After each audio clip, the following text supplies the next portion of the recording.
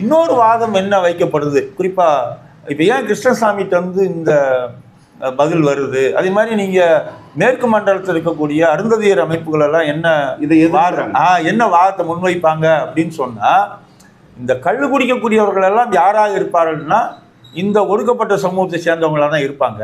இப்போ மேற்கு மண்டலம்னா அருந்ததி சமூகத்தை சேர்ந்தவங்க தான் கல்லு. பதிலுக்கு என்ன சொல்கிறாங்க, அவங்க டாஸ்மாக் சரக்கையும் தானே குடிச்சிட்டு இருக்காங்க. அதான் இப்போ இவங்க என்னென்னா, நீங்கள் அதை கொடுக்கும்போது எப்படி கொடுக்க போறீங்க?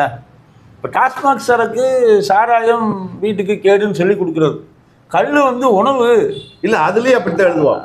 போதை பழக்கம் சொல்லுவான். இந்த வாதம் சொல்றேன் நான், கல் வந்து உணவு, கல் அது இப்ப சொல்றேன், அதைத்தான் சொல்றேன் நான்.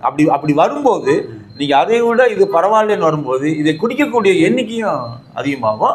அது யார் குடிப்பாங்கன்னு அவங்க பார்வையில எல்லாரும் குடிப்பாங்கன்னு நானும் பார்க்குறேன். நான் இதில் ஒன்றும் இல்லை, ஆனால் கூடுதலாக அவர்கள் குடிப்பாங்கங்கிறத அந்த அமைப்பு